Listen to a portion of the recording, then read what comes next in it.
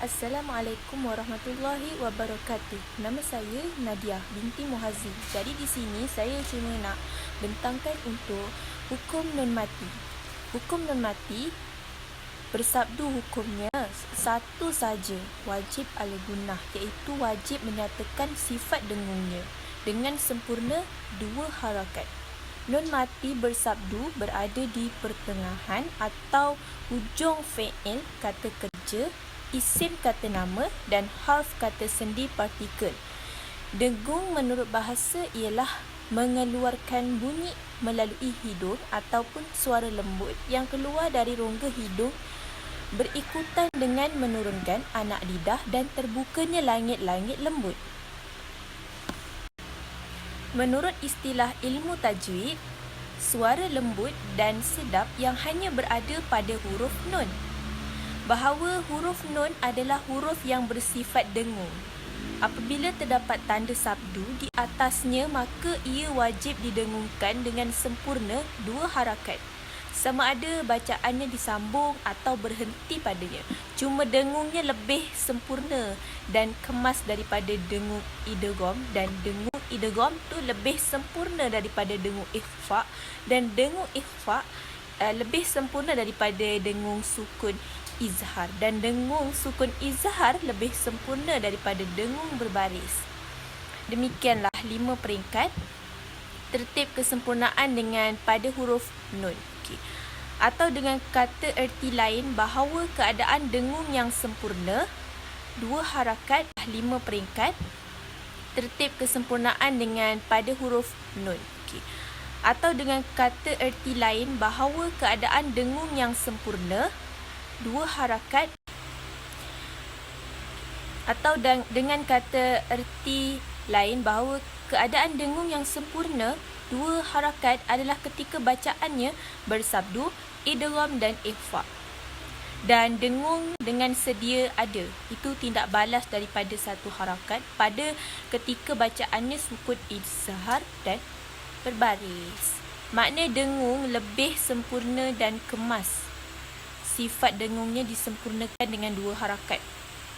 Itu bila dengungnya itu sempurna dan kemas apabila sifat dengungnya disempurnakan dengan dua harakat, sama ada bacaan itu sambung atau berhenti padanya, dan makrajnya tetap tidak berpindah atau berubah. Jika huruf nun bersabdu, tepi hujung lidah tetap menekan pada gusi gigi depan sebelah atas makhraj nun. Jika huruf mim bersabdu. Assalamualaikum warahmatullahi wabarakatuh. Nama saya Nadia binti Muhazi. Jadi dekat sini saya berdiri dekat sini untuk bentang hukum nun mati ataupun orang panggil hukum nun sukun lah. Nun sukun, kita tengok pada nun sukun itu. Nun sukun, huruf nun yang bertanda sukun ataupun bertanda mati di atasnya, ia kekal sama ada dari segi bacaan dan tulisan. Demikian juga ia tetap wujud pada ketika menyambung atau berhenti bacaan padanya. Ia terdapat pada pertengahan atau hujung isim, fi'il dan harf. Fi'il tu kata kerja dan harf juga ialah kata penyerta ataupun partikel. Juga ia tetap wujud pada ketika menyambung atau berhenti bacaan padanya. Ia terdapat pada pertengahan atau hujung isim, fi'il dan harf. Fi'il tu kata kerja dan harf juga ialah kata penyerta ataupun partikel. Contoh dia, waman aman, waman aman, waman nun. Nun itu nun mati, jadi dia jelas bacaannya kan. Waman contoh yang kedua ialah anhaakum anha. Dia punya bacaan dia kekal. Waman aman tadi kan. Yang ini yang kedua, anhaakum anhu. Contoh yang ketiga ialah innahum illa kal an'am. Innahum. Tak payah nak ihum ke apa, dia bacaannya kekal. Inhum, sama ada nak berhenti atau hum anhu. Contoh yang ketiga ialah innahum illa kal an'am. Innahum. Tak payah nak ihum ke apa, dia bacaannya kekal. Inhum, sama ada nak berhenti ataupun nak meneruskan. Kalau berhenti, kalau contoh berhentilah kan. Waman Sama je kan? Kalau terus waman amana. Okey. Itu contoh dia. Ini adalah untuk non sukun. Apabila huruf nun sukun bertemu dengan huruf hijaiyah, huruf abjad bahasa Arab yang mengandungi 28 huruf iaitu tanpa huruf alif kerana ia tidak menerima baris dalam Al-Quran, maka ia mempunyai 4 hukum bacaan. Yang pertama ialah al-izhar, yang kedua al-idgham, yang ketiga al-iqlab, yang keempat al-ikhfa. Okey. Hukum bacaan yang pertama iaitu al-izhar. Al-izhar menurut bahasa ialah menyatakan sesuatu. Menurut istilah ilmu tajwid, melafazkan setiap huruf bertanda sukun dari makhrajnya tanpa dengung pada pertemuannya dengan huruf izhar. Jadi huruf izhar sebenarnya ada 6. Yang pertama ialah hamzah, ha, ain, ha, ghain, kha. Untuk mudah diingati ke-6 huruf izhar ini, maka ia dihimpun dalam sepotong bait, sepotong syair Arab. Contoh saja ni yang mengandungi 6 kalimah, di mana awal huruf setiap kalimahnya terdiri daripada huruf izhar. Akhi, kha, ilman, khazah, ghaira, khas. Itu contoh sahaja.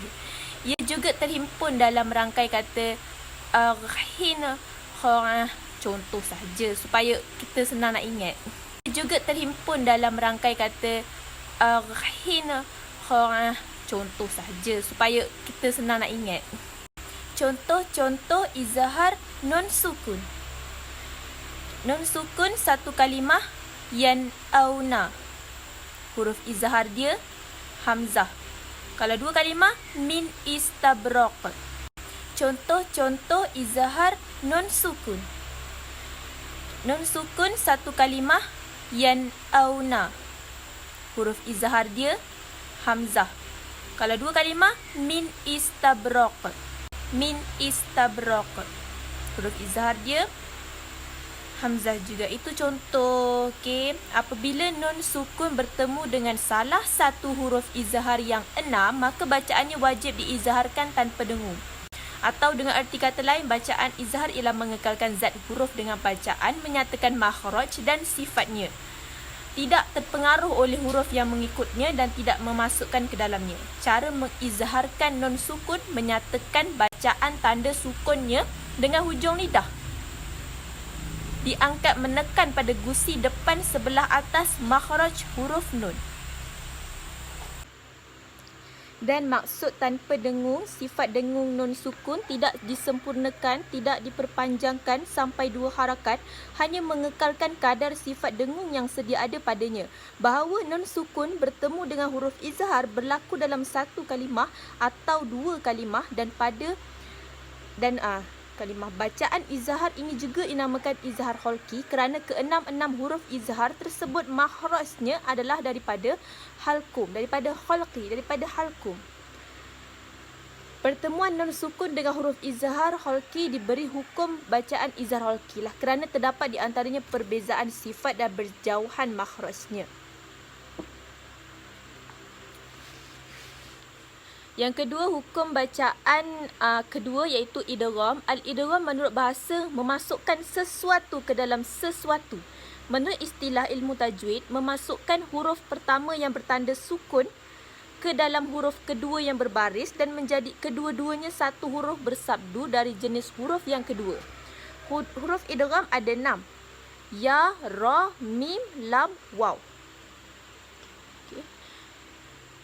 Nun juga.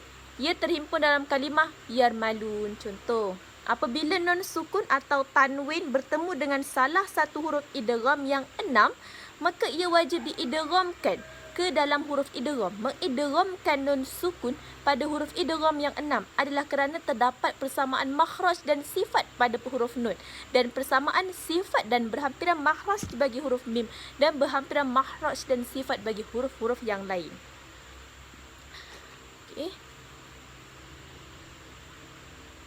Idgham ini terbahagi kepada 2 bahagian. Idgham ma'al gunnah iaitu memasukkan serta dengung dan juga idgham bila gunnah memasukkan tanpa dengung. Jadi ada 2 lah kat sini. Memasukkan dengan dengung, memasukkan tanpa dengung. Yang ketiga ialah hukum bacaan ketiga iaitu al-iqlab. Al-iqlab menurut bahasa, lupa saya nak terangkan. Idgham ma'al gunnah adalah memasukkan serta dengung.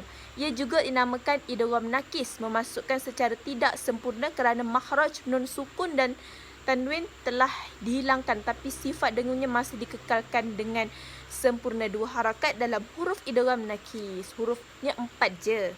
Ya, nun, mim, waw. Ia terhimpun dalam kalimah yanmu. Idgham bilang gunnah masukkan tanpa dengung, iaitu ia juga dinamakan idgham kamil, masukkan secara sempurna kerana keseluruhan sifat dengung dan makhraj nun sukun dan tanwin telah dihilangkan dalam huruf idgham kamil. Hurufnya 2, ra dan lam. Dalam Al-Quran, Lisan Usmani, kedua-dua huruf ini diberi tanda sabdu di atasnya untuk menunjukkan hukum bacaan idgham kamil. Hukum bacaan yang ketiga ialah iqlab. Tahu kan iqlab tu apa? Menukarkan sesuatu kepada sesuatu. Menurut istilah ilmu tajwid, menukar lafaz nun sukun dan tanwin kepada lafaz mim, lalu diikhfakan, disembunyikan di sisi huruf ba, serta mengekalkan sifat dengungnya. Huruf iqlab satu je, ba. Bila kita huruf jumpa ba dan ada tanda mim kan, kita akan utamakan mim kan, bunyi dia. Tapi kita mengekalkan dia punya dengung dia. Apabila nun sukun bertemu dengan huruf iqlab ba, maka ia wajib ditukarkan menjadi mim pada lafaz bacaan dan tidak pada tulisan dia, kemudian diikhfakan di sisi huruf yang berikutnya iaitu ba, serta mengekalkan sifat dengungnya dengan sempurna 2 harakat. Ia diberi hukum bacaan iqlab kerana susah mendatangkan dengung serta mengizaharkan nun sukun, kemudian menutup 2 bibir mulut kerana huruf ba, dan juga susah mengidghamkannya kerana ia berlainan makhraj dengan ba dan kurang munasabah lah, maka ditentukan dengan sifat bacaan ikhfa di mana menukarkannya menjadi mim kerana mim berkongsi makhraj dengan ba dan berkongsi sifat dengung dengan nun. Makna ikhfa mim di sini bukanlah menghilangkan keseluruhan makhraj dan sifat, tapi adalah melemahkan dan menyembunyikan makhrajnya dengan cara bacaan bibir mulut direnggangkan sedikit dan menyempurnakan sifat dengungnya 2 harakat. Yang keempat adalah hukum bacaan yang keempat ialah al-ikhfa. Al-ikhfa ni tersembunyi menurut bahasa. Menurut istilah ilmu tajwid, membaca huruf tanda sukun dengan sifat bacaan antara izhar dan idgham tanpa sabdu serta mengekalkan sifat dengung huruf pertama. Okey, huruf ikhfa ada 15. Sad, za, sa, kaf, jim, shin, qaf, sin, dal, ta, za, bukan zai, zai, fa, ta, da, za. Semuanya terdapat di awal kata-kata dalam syair ini. Contoh saja ya. Tak hiraukan. Apabila nun sukun bertemu dengan salah satu huruf ikhfa 15, maka ia wajib diikhfakan di sisi huruf ikhfa dengan sifat bacaan antara izhar dan idgham tanpa sabdu, serta mengekalkan sifat dengungnya pada huruf ikhfa dengan sempurna 2 harakat. Bahawa bacaan izhar adalah mengekalkan zat huruf dengan bacaan menyatakan makhraj dan sifatnya. Dan bacaan idgham nakis adalah menghilangkan makhraj tetapi mengekalkan sifatnya. Manakala bacaan ikhfa adalah menyembunyikan makhraj nun sukun dan tanwin serta mengekalkan sifat dengungnya dengan sempurna 2 harakat dengan cara bacaan hujung lidah diangkat tetapi tidak menekan pada gusi gigi depan sebelah atas makhraj huruf nun dan langit-langit lembut serta anak lidah diturunkan supaya udara masuk ke khayshum berdengung. Okey. Bahawa nun sukun bertemu dengan huruf ikhfa berlaku dalam 1 kalimah dan 2 kalimah, dan pada tanwin hanya berlaku dalam 2 kalimah saja. Okey, itu sahaja.